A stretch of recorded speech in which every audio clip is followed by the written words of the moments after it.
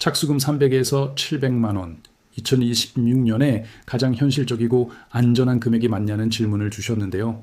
이 질문에 답변 드리기 전에 먼저 제 소개를 간단히 해야 할 것 같습니다. 저는 주식 정보와 무료 법률 상담을 제공하는 한주원의 아바타입니다. 제가 법률 상담을 해드리는 유튜버 변호사는 아니지만 로펌 실무와 본부장 경험을 합쳐 10년 이상 현장에서 일했습니다. 그리고 제 아내는 지금도 활동 중인 사법연수원 출신 변호사고요. 그래서 저는 일반인 수준을 넘어 로스쿨 출신 변호사 정도의 이해도로 사건의 구조나 수사 흐름, 핵심 쟁점까지는 충분히 설명해 드릴 수 있습니다. 동시에 저는 주식 투자와 채권 추심 전문가로도 활동하고 있고 실제 사건을 통해 많은 성과를 만들어 여러 언론과 경제지에 소개된 경험도 많습니다. 하지만 사법연수원 출신 변호사들이 수행하는 정교한 법리 구성이나 서류 작성 영역까지는 제 역할이 아니라는 점 분명히 선을 긋고 시작하겠습니다. 자, 질문으로 돌아와서 착수금 얘기를 해볼까요? 교과서적인 설명이나 판례를 나열하는 대신 실제 사건이 어떻게 흘러가는지, 특히 수사와 기소, 그리고 가장 중요한 채권 회수 과정에서 어떤 지점에서 결과가 갈리는지 현실적으로 설명해 드릴게요.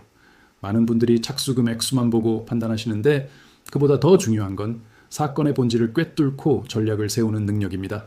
예를 들어 경찰 조사 단계에서 어떤 진술을 하느냐에 따라 사건의 방향이 완전히 달라질 수 있고 민사소송에서는 상대방의 재산을 얼마나 빨리 정확하게 찾아내 가압류하느냐가 승패를 결정짓기도 합니다.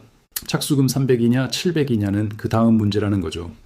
물론 사건이 복잡해져서 기소나 재판 단계로 넘어가거나 서면에 적는 문장 하나, 논리 하나가 결과를 뒤바꾸는 상황이 오면 그때는 사법연수원 출신 변호사의 정교함이 빛을 발합니다.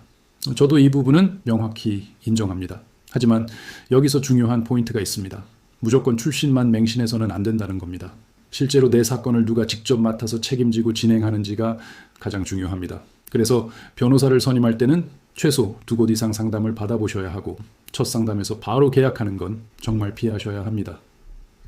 변호사의 실력은 물론 나와 직접 소통이 잘 되는지 그리고 이 사건을 끝까지 책임질 수 있는 구조인지 꼼꼼히 따져봐야 합니다. 특히 사무장을 통해 사건을 진행하거나 사건 브로커를 만나는 건 정말 위험하니 단호하게 피하셔야 하고요.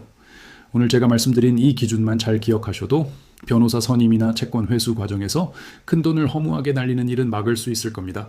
추가로 저에게 무료 법률 상담을 받고 싶으시다면 영상 설명글에 안내된 내용을 참고해서 문의해 주세요. 감사합니다.